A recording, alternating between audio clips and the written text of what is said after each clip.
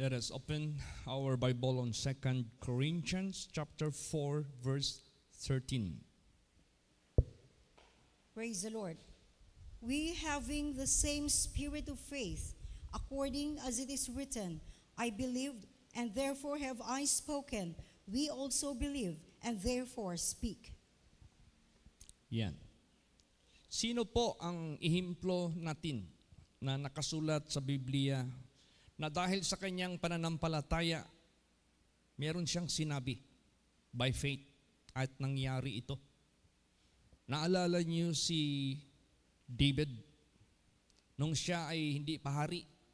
Siya pa ay isang armor bearer ni King Saul at that time he was so young. Bata pa masyado siya. But nagkaroon siya ng opportunity humarap sa dakilang kaaway ng Israel na tinatawag na si Goliath. Bakit nagkaroon siya ng courage to face Goliath after none among the soldiers, among the people of Saul volunteered? Wala talagang nag-volunteer. Takot talaga sila lahat. Lalo't na nung nag-present na si Goliath sa kanyang sarili, siya po ay higanti. Siya po ay giant. Siya po ay napakalaki. At maliban, giant siya, he is a champion in war. Pag-usapan yung gera, grabe, champion. Pag sinabing champion, yung pinakamagaling talo niya. Bakit ito si David at that time na batang-bata pa? Volunteered. Siya yung nag-voluntary. Anong meron sa kanya? Bakit nagkaroon siya ng lakas loob humarap kay Goliath? Unang-una, because he has the Spirit of God. Nandyan sa kanya ang Espiritu ng Diyos. Yan ang pinakamahalaga sa buhay natin, mga anak ng Diyos. Kaya ingatan natin ang Spirit of God by sanctification, by the fear of God, by holiness, by righteousness. The Spirit of God shall be retained sa buhay natin. Nung hinarap na niya si Goliath, nagsalita una si Goliath. Sabi ni Goliath, "Oy, anong sa tingin niyo sa akin? Ikaw, anong tingin mo sa akin? Aso! Dinalhan mo ako ng pintik? Am I a dog? Daladalhan mo ako ng slingshot?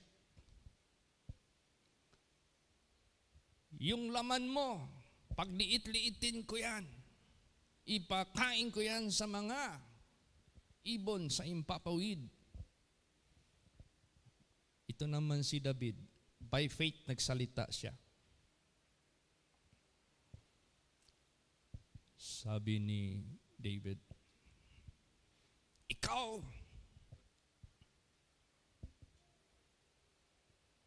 pupugutan ko yung ulo mo.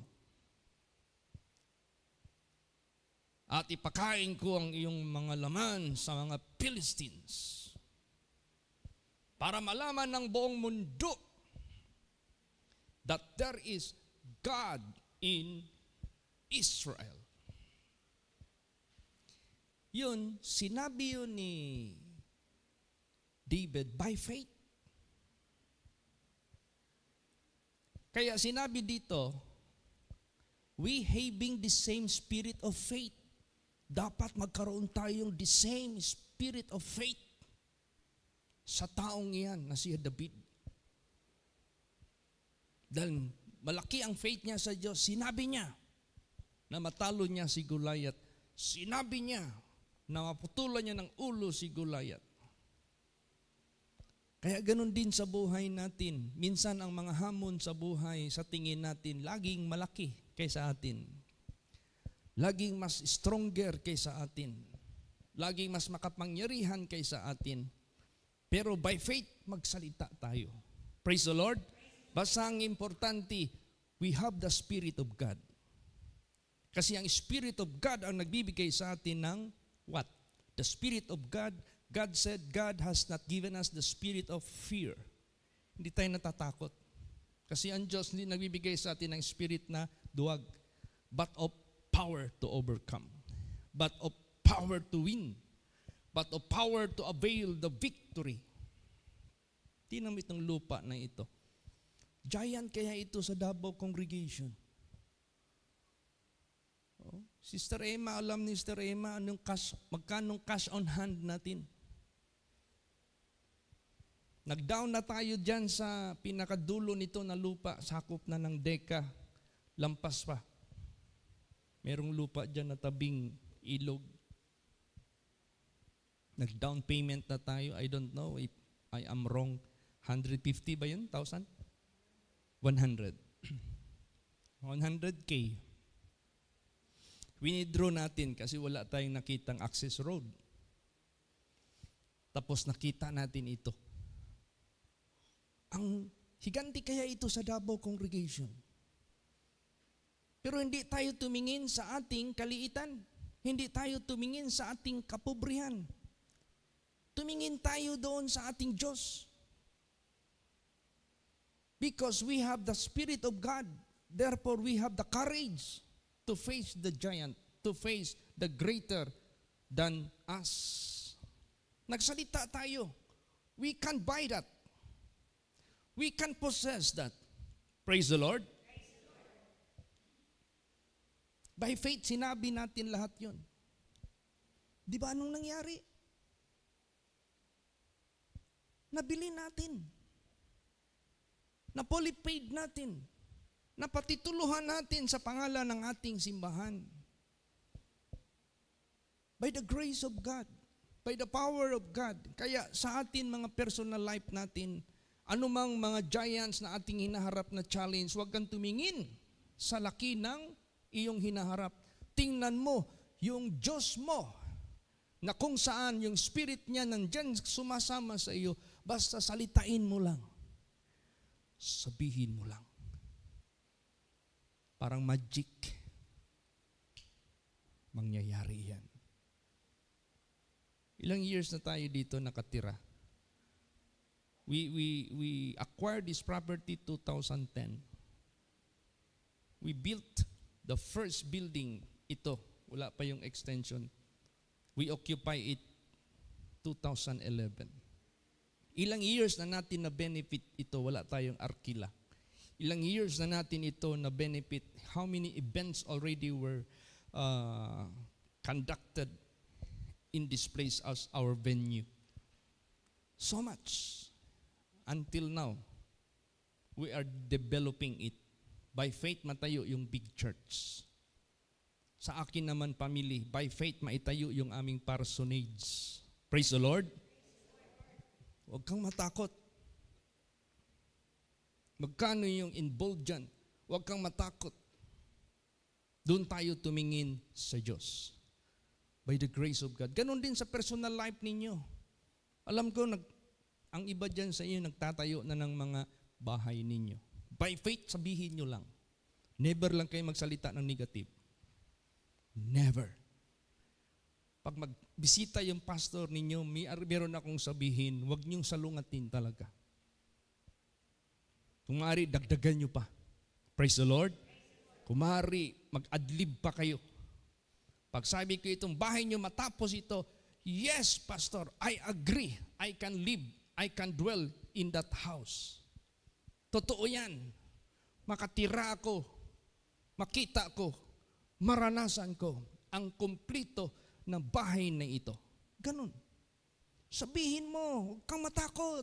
Praise the Lord.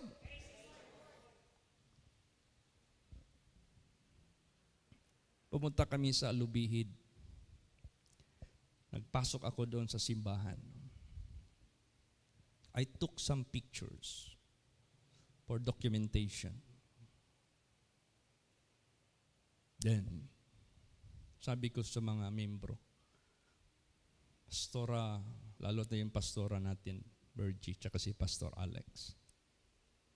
Sabi nila, mag-temporary daw sila ng clothing muna ang itabo nila sa mga bintana. Sabi ko, wag na kayong dumaan ng clothing. Sabihin nyo, mag-sliding door na kayo, sliding window na kayo. Huwag na kayong magsalita ng masyadong para bagang tumitingin kayo lagi sa kakayahan natin. Huwag. Let us look beyond. Lampasan natin. Si David, higanti yan, champion yan. Pero the way he spoke, the way siya magsalita, I will behead you. Pupugutan kita ng ulo. Lahat ng sinabi baya ni David nangyari. Praise the Lord. Pero lahat ng sinabi ni Goliath, hindi nangyari. Hindi nangyari. Saan pala ang Spirit of God? Sa both of them. Nasa kay David. Kaya tayo, it is our advantage if you have the Spirit of God. You can face any challenges sa buhay mo. Kahit gaano pa sila kalaki. There is power in your mouth. Praise the Lord. May kapangyarihan sa bibig natin. Alala niyo yung bahay na nag-service ako dyan sa Kasantiagoan, yung inahandle ni Pastor Bobby. Nag-service kami doon sa bahay lang. Adjacent lang ng simbahan natin doon. Kasi parang may sakit doon eh. Bedridden na. Sabi ko, sige mag-service. Pagtapos nag-service, in the middle of our journey, siyempre napuno na yung pantog ko. I have to empty it. Eh, may kasama akong membro doon na madadaanan yung bahay.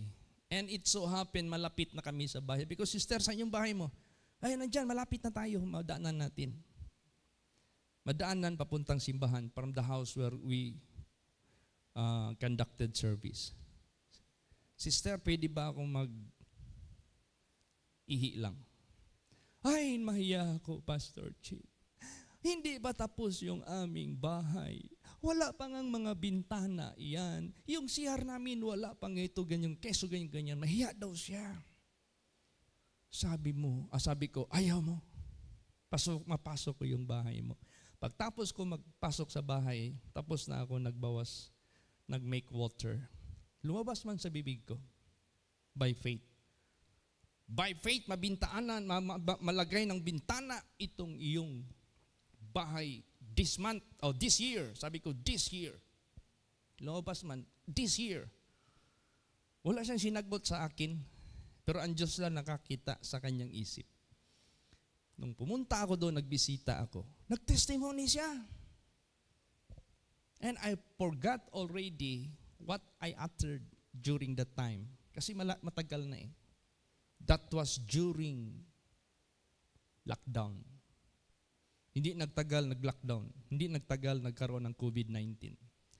So we went 2019. Alam niyo anong nangyari? Panahon sa COVID, nagkaroon sila ng maraming blessings. Na kung bakit, kung panahon pa sa COVID, nakabitan lahat ng bintana. That year na sinabi ko. Praise the Lord. Nung nag-testimony siya, sabi ko, God is so wonderful. Kaya there is power in your mouth. Speak the word as you believe. Praise the Lord. Si Sister Emma, sinurprise siya ni Jesus. Siguro lumabas na rin sa bibig ni Sister Emma na bibili siya ng sasakyan. Meron akong inopen kay Sister Emma. Sister Emma, merong sasakyan. Baka gusto mong magbili. Hindi ko man alam na meron siyang tinago na income ng husband niya na naipon niya. Tumayo yan, Sister Emma. Tara, Pastor Chit, puntahan natin. Ha? Sure ka? Sige, pinuntahan namin yan na. Yung ginagamit nila. Praise the Lord. Natupad.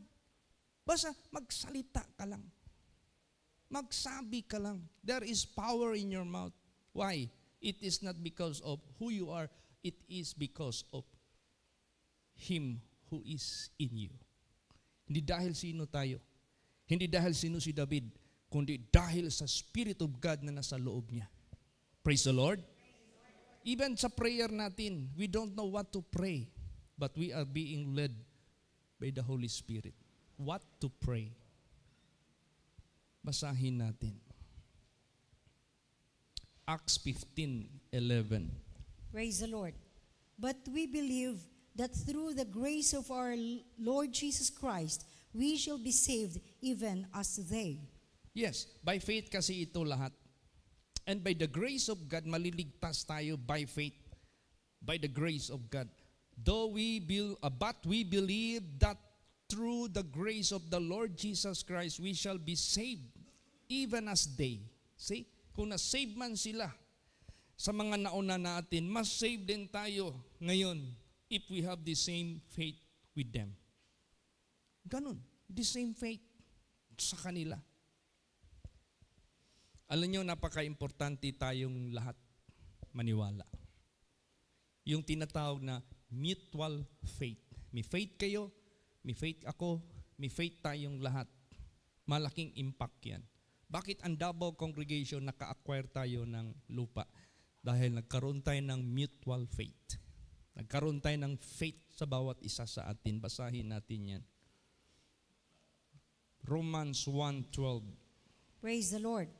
That is, that I may be comforted together with you by the mutual faith both of you and me. Yan. That is, that I may be comforted together with you by what? By the mutual faith both of you and me. You see? Kaya, you have the faith. I have the faith. I speak the word of God by faith. You believe the word of God by faith, then you will be comforted. Bakit makomforted tayo? There is an assurance. Bakit makomforted tayo? There is fulfillment. Bakit makomforted tayo? There is positive result.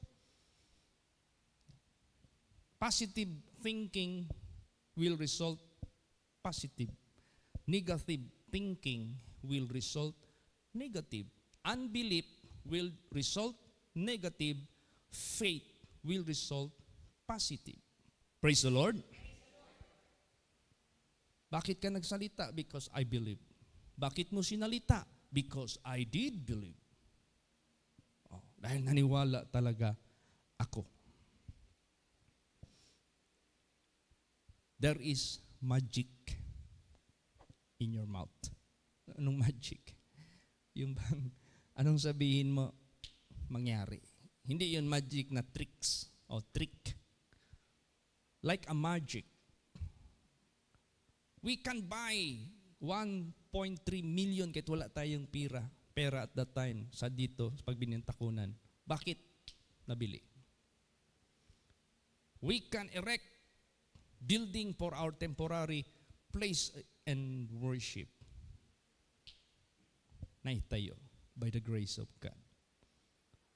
Bakit sinabi natin ito eh?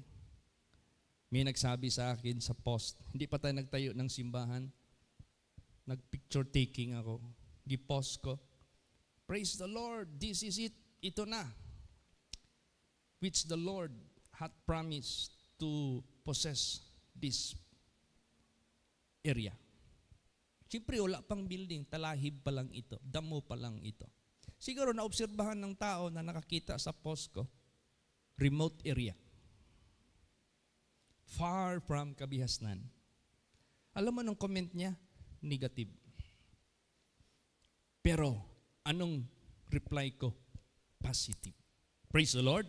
So kung ano mang negativity nga pinapakita sa iyo to convince you, to discourage you, kailangan pakitaan mo ng positive.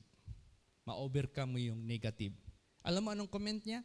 For me, it is so discouraging, ang comment niya.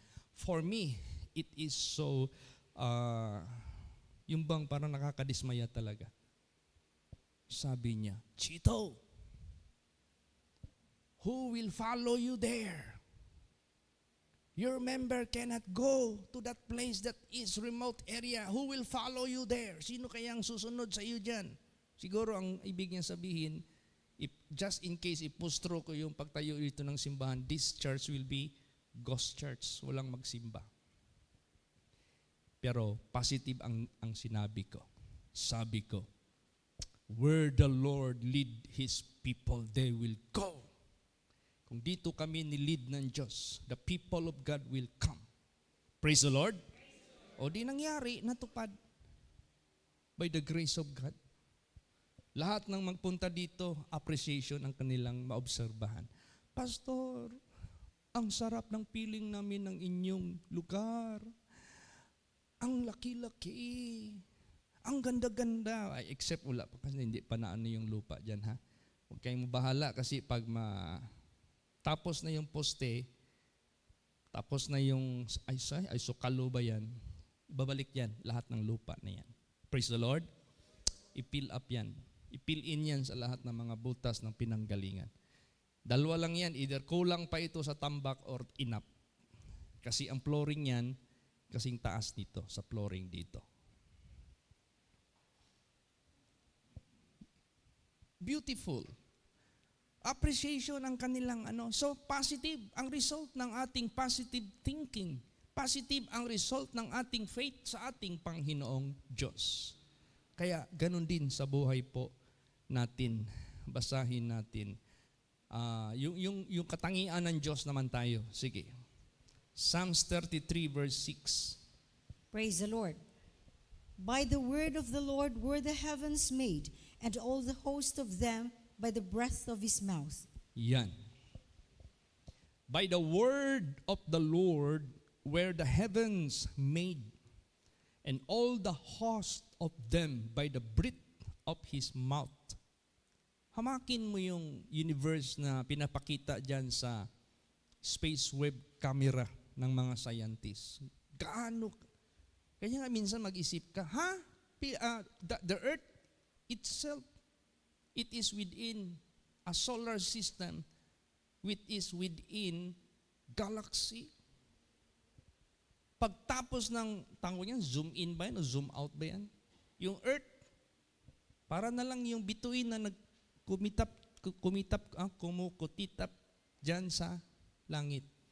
Together with all the planets, with all the stars, with all the heavenly bodies. Sabi sa isip ko, ganun kalawak ang universe. And it is infinite. Ganun po. Nangyari yan by the word of the mouth of the Creator. And remember, ginawa tayo in the likeness of our Creator. So meron tayong similarity with Him. Anong sabihin niya mangyari? Anong sabihin natin as we have the Spirit of God mangyari? Praise the Lord. Huwag tayong matakot magsalita. Minsan yung ating unbelief, matakot tayong magsalita. Ay, baka hindi mangyari. Mapahiyaan ako. Wag. Huwag kang matakot magsalita. Basta yung Spirit of God, mahalin mo. Huwag mong bahayaan mawala sa iyo. Magsalita ka ng magsalita. Hindi ka naman siguro sabihin na buang na ng tawhana. Hindi. David said, I believe, therefore I have spoken. Yun yung sample kay Goliath. Sa life ko naman, meron akong experience. By faith, sinabi ko yun. Sabi ng Diablo sa akin nung napossess yung isang membro ko sa Manila. Nung sa Manila pa ako na-assign. Hindi na raw niya ibibigay yung tao na yan, na-possess niya. By faith, sinabi ko, hindi mo yan, matangay. Hindi ko rin siya ibibigay sa iyo. In the name of Jesus Christ. Matagal ka nang natalo, Satanas. By faith, sinabi ko yun, nangyari yun. Lumayas si Satanas. Kita nyo naman, Sister Remy, bago kinuha ni Jesus, nakarating dito. Praise the Lord. Victory. O yung napossess dito sa Matina, sabi ni Satanas sa akin, mapagod ka na lang, hindi ako alis dito. By faith, sinabi ko, hindi ako mapapagod. I can do all things through Christ that strengtheneth me. Ikaw ang mapapagod, Satanas. By faith, sinabi ko yun. At the end, sino napagod? Siya. Anong sabi niya? Pagod na ako. Aalis na ako. Whew. By faith lahat yan. Kaya ganun sa buhay natin.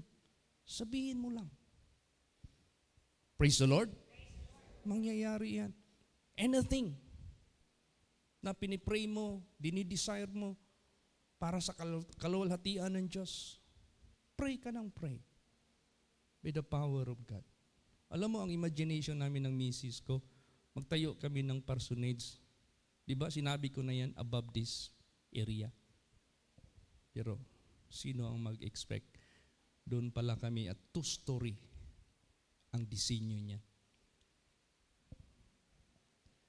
Meron kayang kakayahan yan si pastor magtapos niya? Kung tanongin niyo ako, foundation pa lang, magkano na yan? Hindi ko na lang sabihin. Praise the Lord.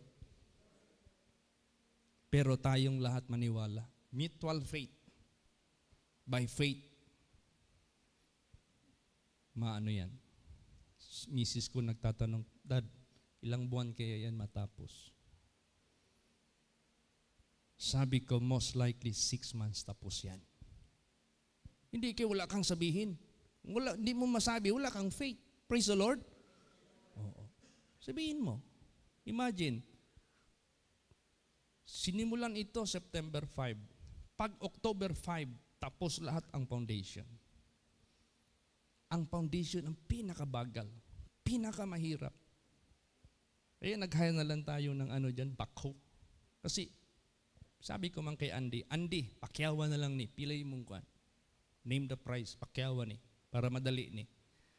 Si Andy, sabi niya, pakyawan na ako ni, 2 months ni mahuman, kalot pakyaw. Di kinumpute ko yung 2 months. Kung arawan mo sila, i-compute mo kung palagyan natin 10 ang magkalot niyan. 2 months, i-multiply mo. Nag-try ako ng backhoe mag-arkila. 1 week, isum up mo lahat ng oras, 1 week, tapos. Magkano lang gastos natin? More or less, nasa 15 to 20,000 lang. Praise the Lord. By faith, sabihin mo. Huwag kang matakot. Lahat tayo mga anak sa Diyos, may kanya-kanya tayong challenges in life. Kailangan matuto tayong humarap sa mga giants na yan, na mga Goliath na yan. Basta ang Spirit of God nandito sa atin, magsalita ka sa harap ng kalaban mo na challenge na inilagay ng Diyos sa buhay mo. Kayang-kaya kita, matutumba kita. Para malaman mo, mayroon akong Diyos. Para malaman mo, mayroon ng Espiritu ang Diyos kasama ko. Ganun. Praise the Lord. At ang Diyos naman na magpupulfill niyan By His Word, the universe were formed, nagawa. Basahin pa natin Isaiah 40:26. Praise the Lord. Lift up your eyes on high, and behold, who hath created these things, that bringeth out their host by number. He calleth them all by names, by the greatness of his might, for that he is strong in power, not one faileth. Yan. Iyahat ninyo inyong mga mata. Itaas ninyo yung mga mata ninyo doon sa itaas. Tingnan nyo. Lahat ng nilalang ng mga bagay na yan. Siya yung naggawa ng lahat ng host na yan by number. At lahat yan pinangalan niya by the greatness of His might. For He is strong in power, none one faileth. Ang laki kaya niyan. Ang dami kaya niyan. None one faileth. Lahat successful na gawa. Grabe yung mga planeta. Wala man lang akong nakitang planeta na na-project ng kamera na pihing.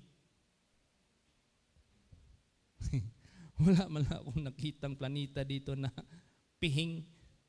Perfect talaga yung grabe talaga ang Diyos. Super. Diyan natin makikita.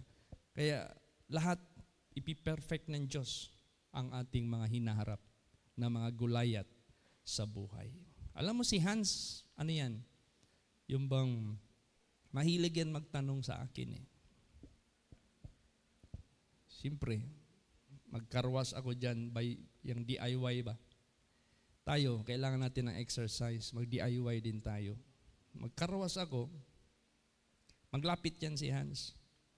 Magganon-ganon.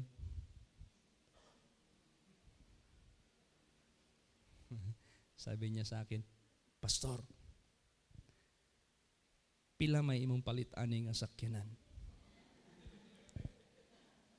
Big sabihin itong batang ito may balak. Kasi he is starting to inquire how to acquire vehicle. Oh. Yan ang gusto ng Diyos. Bata ka pa lang, meron ka ng nag-aspire ka na. Because that is one of our necessities. Praise the Lord.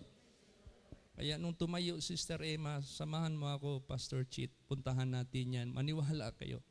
Binayaran ka agad ni Sister Emma. By faith. Sa babang halaga. Yung pala, gustong bilhin ng buy and sell, nagkasinabot sila sa presyo sa sobrang baba. Alam mo ng buy and sell na maghangyo. Di man na mo hangyo o alanganin. Kaya daghan pa man ng i-fix bago ibaligya. Hindi binayaran ka agad. Kasi walang bangko. Ito, Sister Emma, hindi nagbabangko ito kasi baka malaman yung niya, deposit. Cast on hand talaga. Alam mo nangyari. Siya yung nakabayad. Siya yung nakakuha ng adventure na yan. Tuwing may mga bisita ako dito. Pag makita, mag-drive na Sister Leah. Pastor Chit, ganahan na gagay kumutanaw ng adventure ni Sister Leah. Macho kayo tanawon. Ano daw ba? Yung brusko ba? Ikaw yan? God-given yan.